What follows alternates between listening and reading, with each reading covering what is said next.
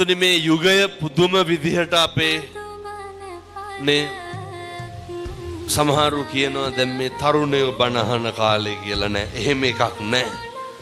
පුංචි එකාගේ ඉඳන් අපේ වයසක අම්මා තාත්තා දක්වාම ධර්මයේ ශ්‍රවණය කරනවා. මේ අවුරුදු 4-5 පොඩි උන්ට සමහර විට මගේ බණක් ඇහුවේ නැත්තම් නිින්ද යන්නේ. සමහර අම්මලා හැතැම්ම 100 ගණන් හාමුදුරුවනේ දුර ගෙවාගෙන එනවා. ඇයි ඉස්කෝලේ යන්නේ නැලු කත්නෝරුවේ හාමුදුරුව පෙන්නනක. මොකක්ද මේ ආශ්චර්ය?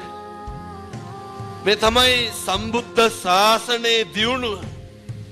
මේ කත්නෝරුවේ හාමුදුරුවන්ගේ හපංකමක් නෙමෙයි. මේ තමයි අරහත් ධජය ලබාගත් ජයග්‍රහණය.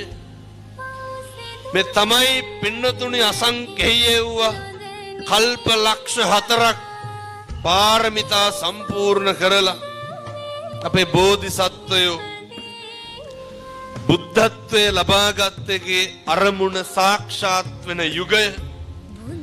මේ තමයි මහරහතන් වහන්සේලා එදා වලගම්බා රජුරුවන්ගේ කාලේ 12 වසරක් පැමිණිතියා සායේ තියෙන කොටත් ක්ලාන්ත හැදිලා වැල්ලේ වැටෙනකොට දඹර ඇගිල්ල දික් කරලා වැල්ලේ ධර්මයේ ලියපු එකේ අරමුණ මල් පල ගැන්වෙන යුගය. ඒ නිසා පින්නතුනි මේ යුගය වෙන 아무තු යුගයක් නෙමෙයි. මේක තමයි සම්බුද්ධ ශාසනයේ චිරස්තදී අවුරුදු 5000ක් නෙමෙයි. මිනිස් සංහතිය මේ ලෝක ධාතුව තුල ඉතුරු වෙන්නේ තියෙන්නේ කවද්ද?